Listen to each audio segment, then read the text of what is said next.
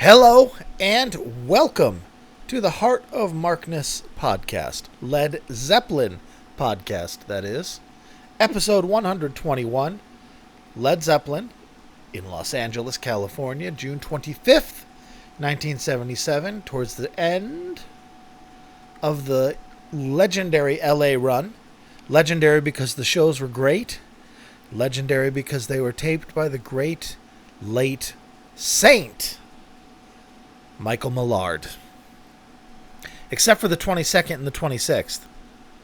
I would love to have a better version of the 22nd. I want to share that with you guys. Such a great show. Anywho, here's the 25th. And we got the 25th because when I petitioned for help last week, when I said, who will help the widow's son? You replied. At least a couple of you did. And the first one to reply was good old David Hungerford. He is no longer other David. He is now David because he's also one of my patrons. And he suggested...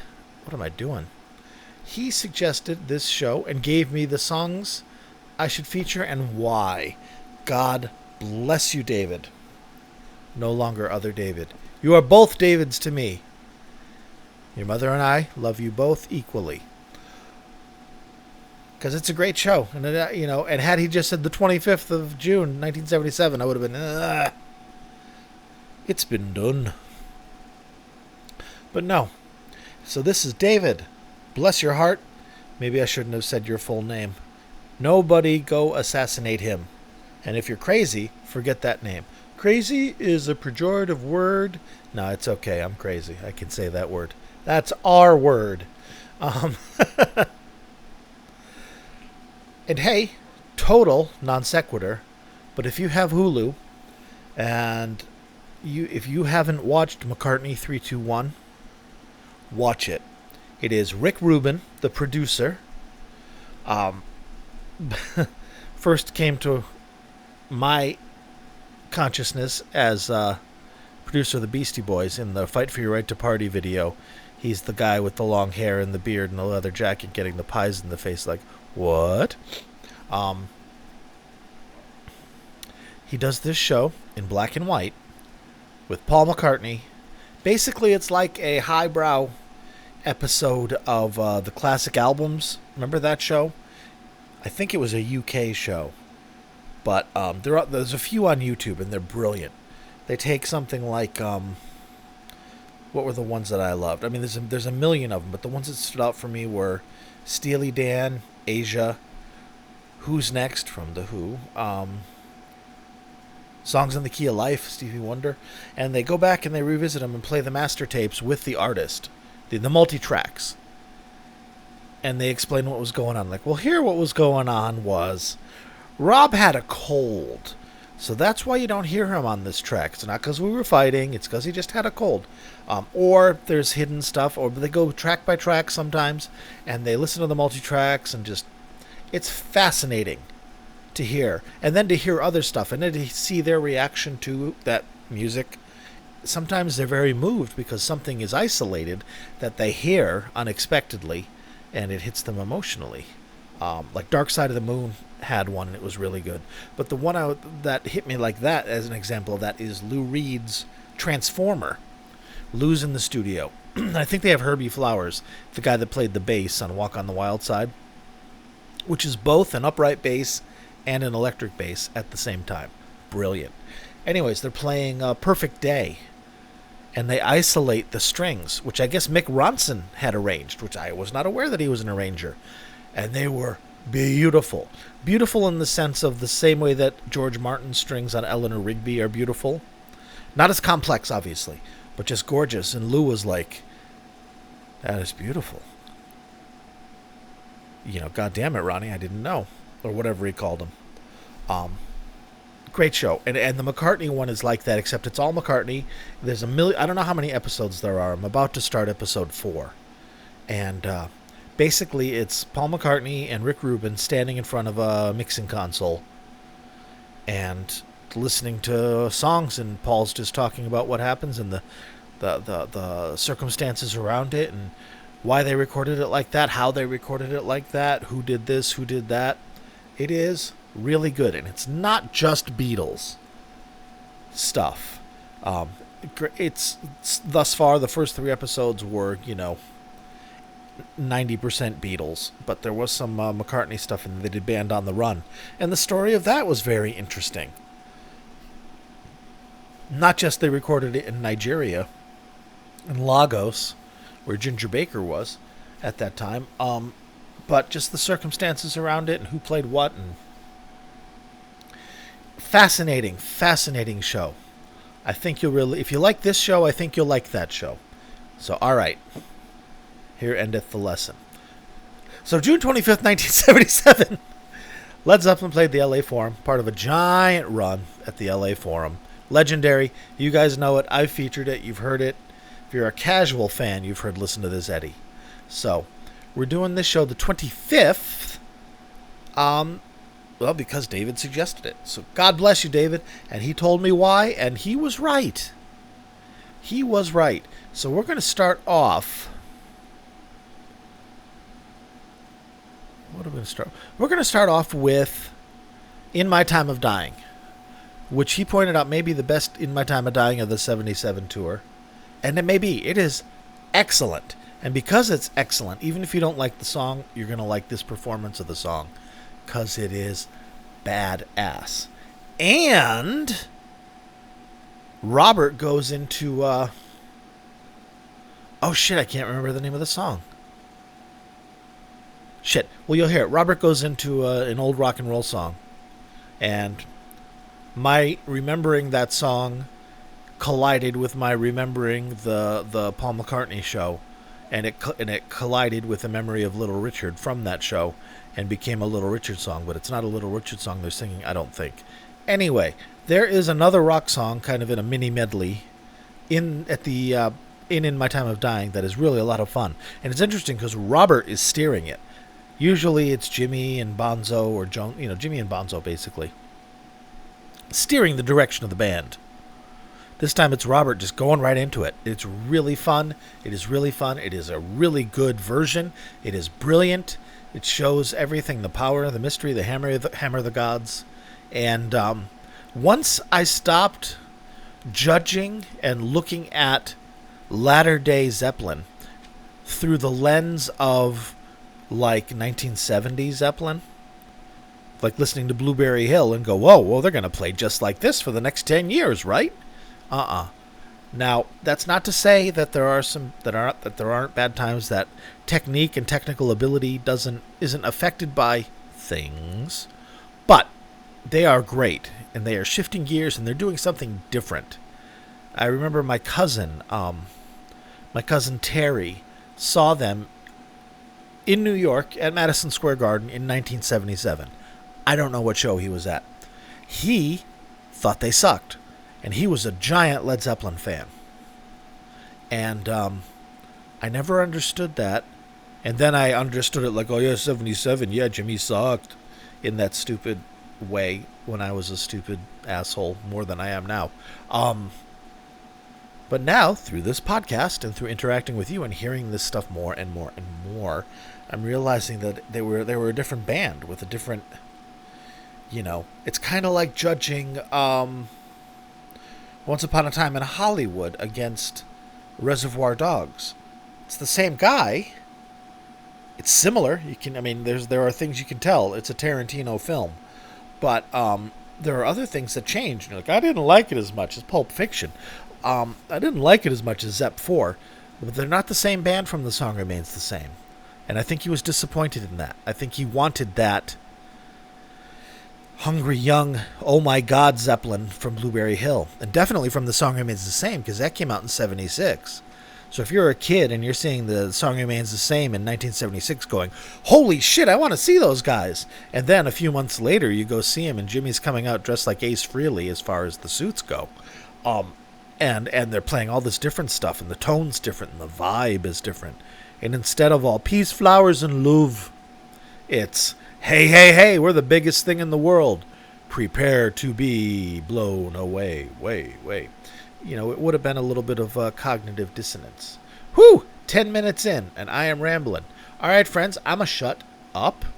and play In My Time of Dying, June 25th, 1975. Let me finish that thought that I was saying with now I understand why he was disappointed seeing Zeppelin at Madison Square Garden in 1977.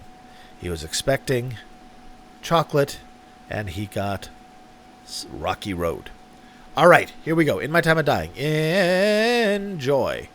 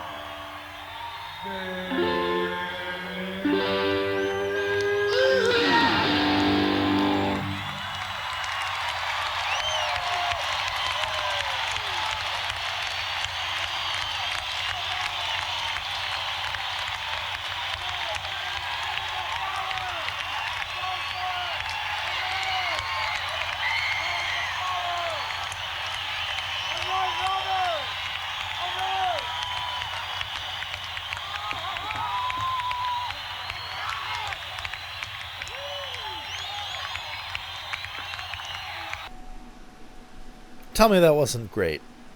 That was fun. That was tight. That was awesome. Man, thank you, David. Thank you, David. Many, many, many, many, many people are going to be grateful for your suggestion, because I would have just come up with some bullshit thing like, I don't know, here, something from 1969. Because, yeah, my tank was empty. So I appreciate you helping out. And the offer still stands. You can still contact me and make a suggestion. Make sure you tell me what songs and why. And I will take it under advisement. Mimo suggested something good as well. I don't remember what it was, because it was inferior to David's suggestion. But I think I might do that next week once I remember what it is and go back and look. So anyways, yeah. Doors always open, folks. Mark at heartofmarkness.com. Okay, what have we got next for you? Oh, I know what we have. Oh, yes. A very fun Trampled Underfoot. Very fun. They kind of have a moment or two where they might almost go off the rails. There's a few Trampled Underfoots where Robert comes in at the wrong place, like he did at Stairway to Heaven and Live Aid. when Jimmy was pulling off a brilliant solo with horrible sound and tone. But hit Jimmy's solo at Live Aid, holy shit. Jason Peterson, the late Jason Peterson at Royal Orleans at the hotel, said that was one of the best of Jimmy's. And he was right. I mean, I heard it back in 85 and thought it was great. I still know every note in my head. And then Robert comes in, and as we ride down the road, early, significantly early, because, you know, Jimmy's still doing the bound or don't, wah. It's okay. I forgive them both. All right, friends, trampled underfoot, foot. If you liken the parts of a car to those of a woman, trampled underfoot. Enjoy.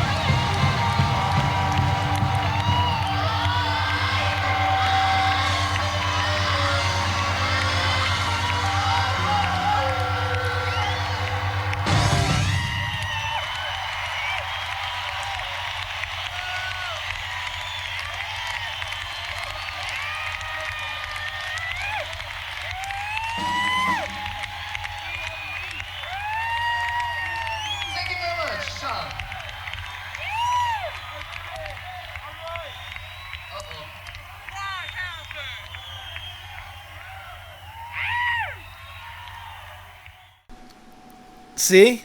Robert. And he keeps going. He misses the cue. And the band keeps going.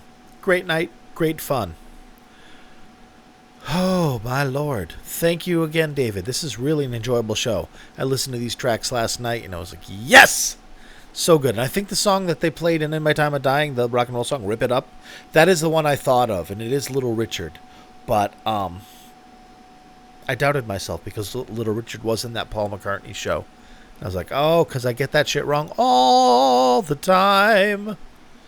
All right, here comes Der Spiel.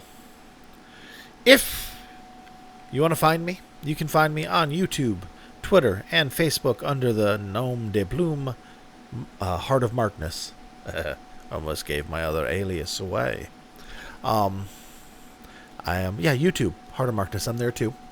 You can find the shows, the complete shows. Like, you can get this entire recording, the entire concert, for free at heartofmarkness.com. I will try and get that up tonight. I got it all caught up again. I thought I was caught up, but I was actually a week behind. But I've got that all fixed up now. Folks, if there's a show you've been looking for and it hasn't been on Heart of Markness, it should be now. Take a look. If not, get back to me. I'll get it to you somehow. As long as it's easy and doesn't inconvenience me much. YouTube. Ah, yes. If you like what I do, and you like how I do it, and you're of a mind and have the means to do so, consider becoming a patron of the Heart of Darkness podcast. Become one of the titans upon whose shoulders rests this mighty show. And one of the perks you get is following now. I will read off the names of the current titans upon whose shoulders rests the Heart of Markness podcast. A laurel and hearty handshake go out to Philip, Picard, Knegarn, who is a great musician, I just found out. Son of a bitch, hiding his light under a bushel. Jeff, Chris, Michael, Rob from Melbourne, Australia, Wayne, Brad, Danielle, Tracy, David, Mark, David, Bonzo Billy, and Mimo. Thank you, my friends, and also thank you to Patron Emeritus Jeremy for the logo, for the microphone through which I speak to you, and for the encouragement and faith. And thank you all for supporting the podcast. It really means a lot to me. The money really does help pay for, I'm not a man of means, the money does help pay for the hosting, with the hosting and the mega and the website and the SoundCloud. Oh, so much money there is going out. So thank you so much. All right. Whew. Done mit der Spiel. So now, whoops, was I supposed to close that? Yes, I was. Can we build it? Yes, we can. All right, one last song, which is the only known communication breakdown of 1977. Thanks again, David, for the suggestion. I really appreciate it. I think the listeners really appreciate it.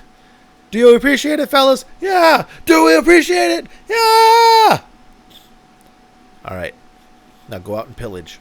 All right, friends, Communication Breakdown, June 25th, LA Forum, 1977.